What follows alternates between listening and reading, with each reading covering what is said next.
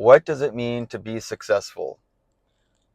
Most people think being successful has to do with money, and they're right to a certain extent. A lot of people will say, oh, you have to have a certain income, 6 figures to be considered successful. Or some might say, well, it has nothing to do with money. If you're a good parent and you raise decent kids, then you're successful. I heard Earl Nightingale say something along the lines of, and I'm paraphrasing here, but he said something like, as long as you're actively working towards a specific worthy goal and you're making progress, no matter how much you fail, no matter how many times you stop and then start up again, as long as you're continuing to make progress towards that goal, you're considered successful.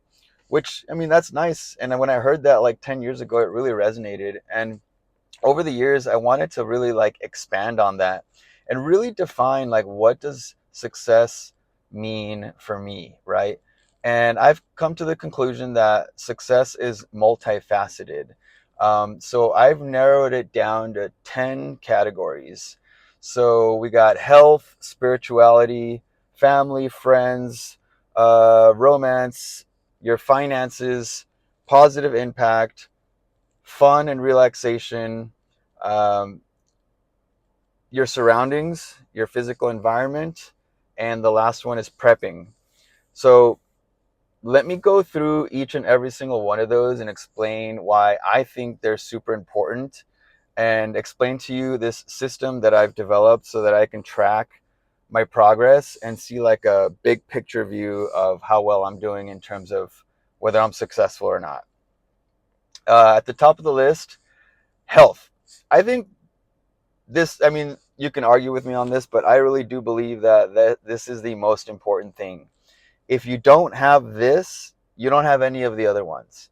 Um, you know, some might say, well, God and spirituality and religion should be number one. Yeah, well, if you're dead, or if you're on you know, I don't know, on your deathbed, or maybe that's a bit extreme. Maybe if you were just sick with multiple chronic illnesses and maybe one terminal illness, I mean, you're going to be of very little service to God.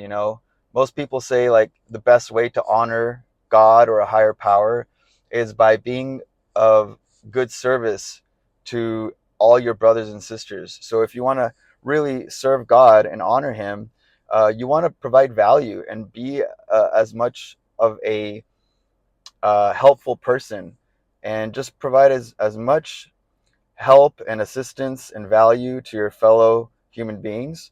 But yeah, if you're sick or if you're on your way out, with one foot in the grave, you're of very little help to the rest of society. Your family and friends, you're really no good to them too. That's kind of like a given, obviously. If you, the next category is, romantic relationships. If you have a girlfriend, boyfriend, spouse, partner, whatever, you're of no good to that person if you're sick or if you're about to die. Um, and it just kind of goes down to all the other categories like financial, positive impact, fun, relaxation, environment, prepping. If you don't have your health, you can't have any of those. So let's move on to the next one. Number two is spirituality, God, religion, philosophy, metaphysics, all that stuff. Studying the universe, studying how life works. Now, I personally think this one is the almost like at a tie, almost as important as health, but just by one tiny degree right below it. Like I said, I mean, if you really want to honor God, take care of your health. That way you can really be of service. But yeah, man, anything related to like learning about your religion, even studying other religions, philosophy, physics, quantum physics, study different theories, stuff that gets you to really think about how life works, gives you a better understanding of what world and what reality we live in. The next category is family. Some people might have this one at the top of their list. It's important for me. That's why it's number three. And then the next one is friends. Now, these two, I just want to go over family and friends.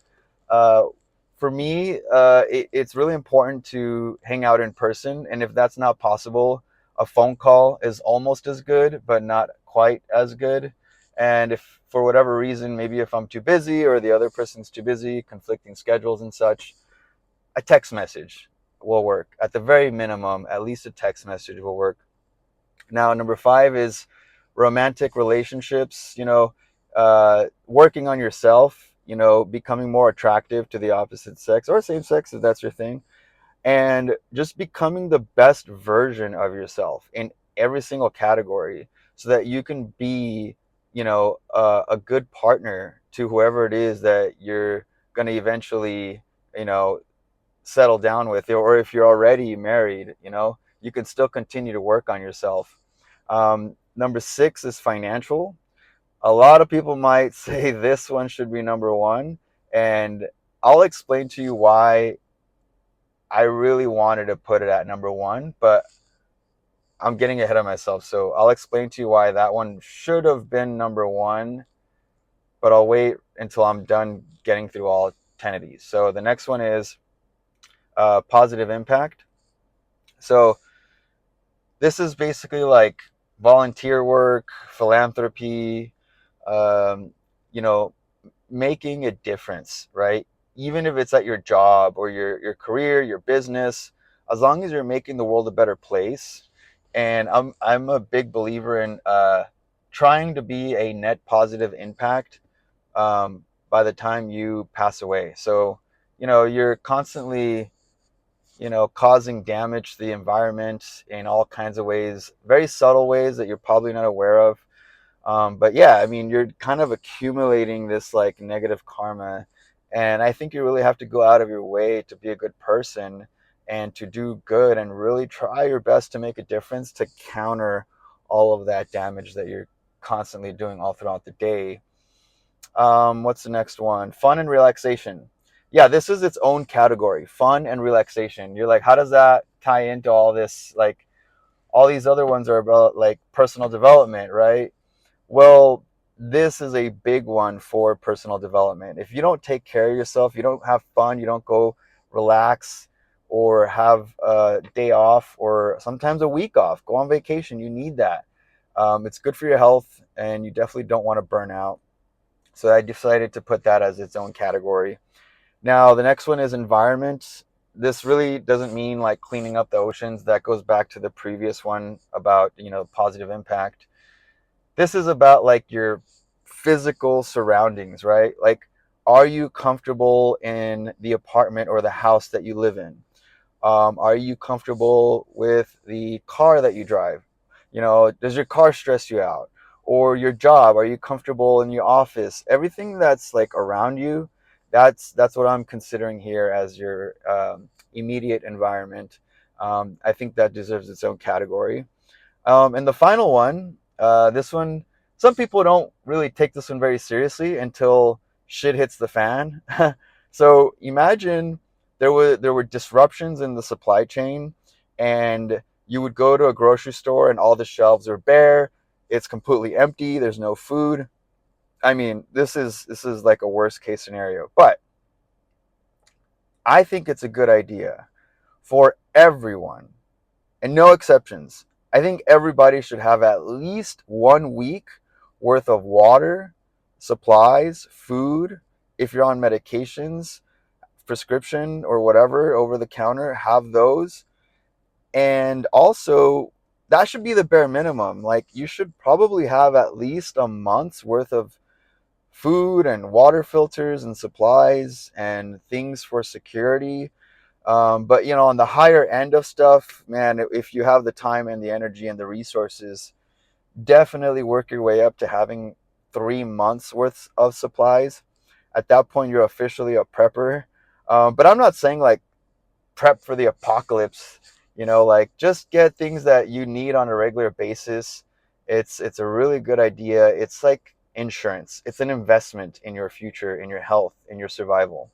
So yeah, that's pretty much uh, what I've got. The financial component, let me go over that one. So this is basically like focusing on breaking out of poverty, getting your retirement funds set up, having investments, starting a business, getting your career off the ground, just at the very least having $1,000 or $2,000 worth of savings for an emergency. And basically it's just breaking out of poverty and getting to a point where you're just doing so good. Like me personally, I'm reaching, like, my goal is to get multiple sources of income where it's like semi-passive. People always use the term passive income.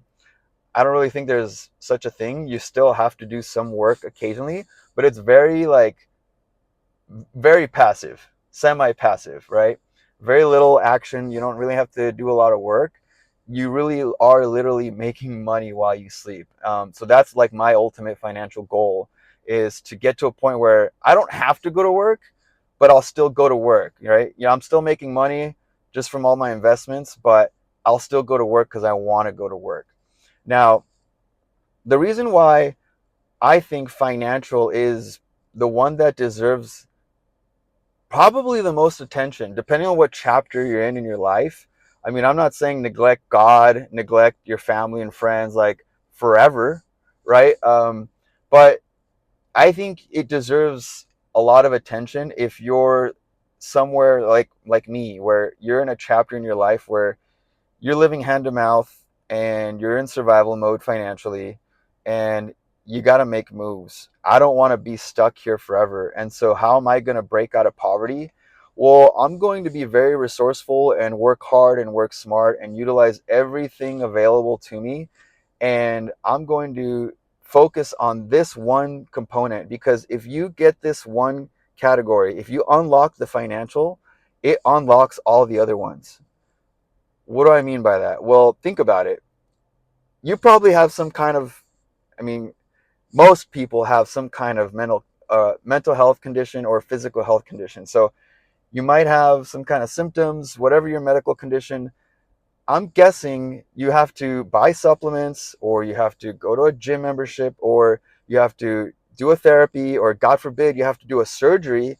All these things cost money. In order for you to have optimal health, you really do have to make some financial investments. So when it comes to the next category, spirituality, some might argue, well, you don't need money to be religious or have a connection with God. And that's true.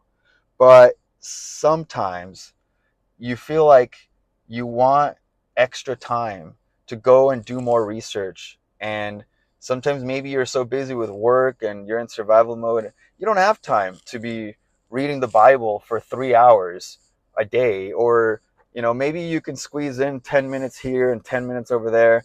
But, sometimes you're like, I just wish I had more time. Or maybe you want to go take a retreat, right?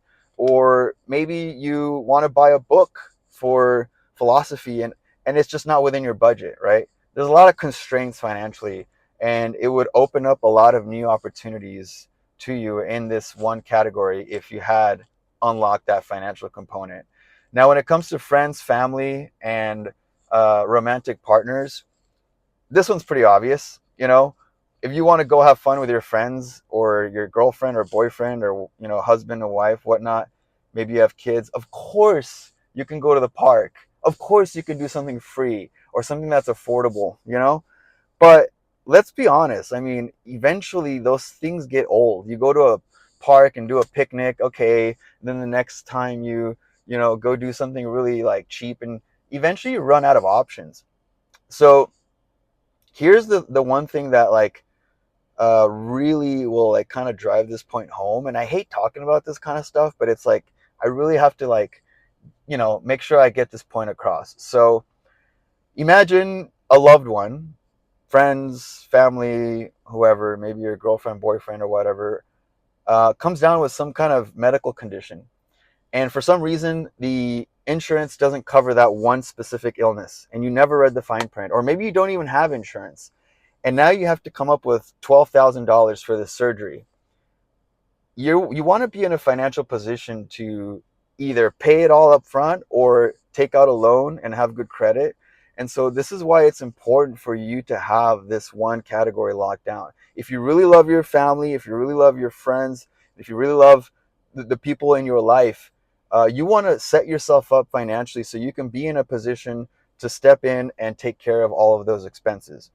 Um, The next one is positive impact. I think I mentioned volunteer work. I don't know if I did, but you could go volunteer. It doesn't take any money. Yeah, I get it. You know, you can donate your time, but there's only so much that you can donate. There are only so many hours in a day. Like, if you really want to make a difference, and I personally think you should, I think you should, reach your full potential and help hundreds or thousands or maybe millions of people.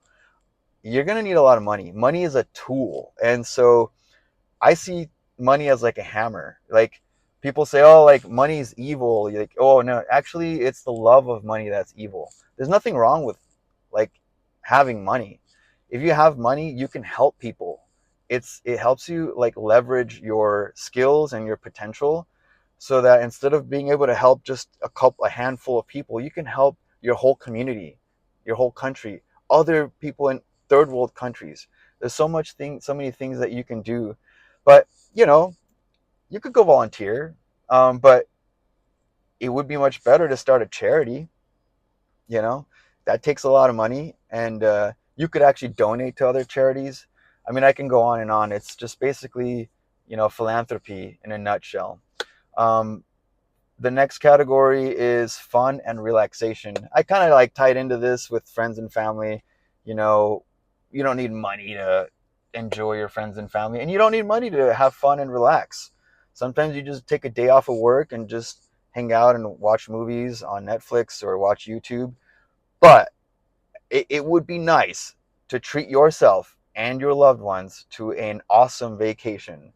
And so, in order to, travel and do all these fun things, or maybe you want to build a swimming pool in your backyard, like there's so many things that you could do that require a little bit of money or a lot of money.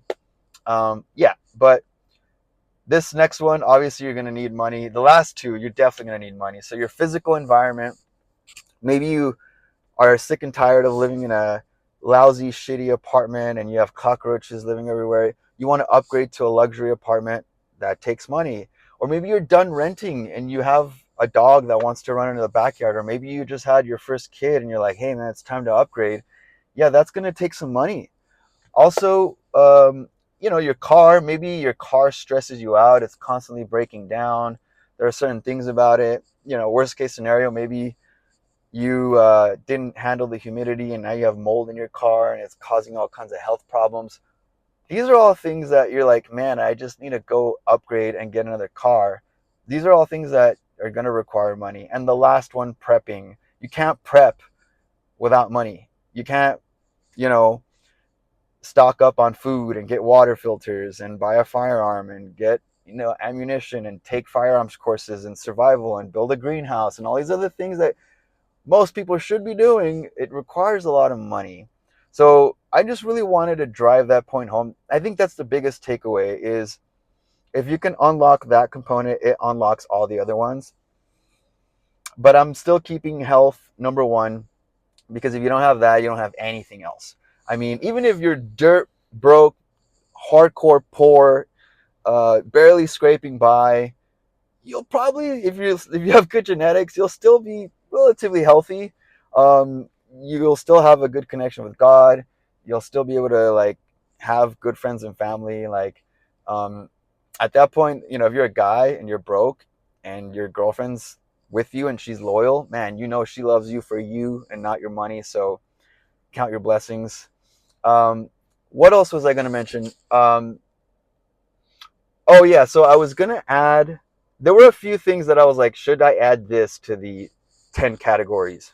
Should I make it 12 categories? And I thought, no, no, no. You know what? Actually, 10 categories is good. I was about to add a category for education. Someone might be watching this video and you're probably wondering, like, why didn't you add education? That's important, and it is. It's super important. I think you should be a lifelong student. I made the mistake of graduating high school and I was so like over it that I was like, I'm never going to read another book and I'm never going to learn anything ever again. I'm done learning.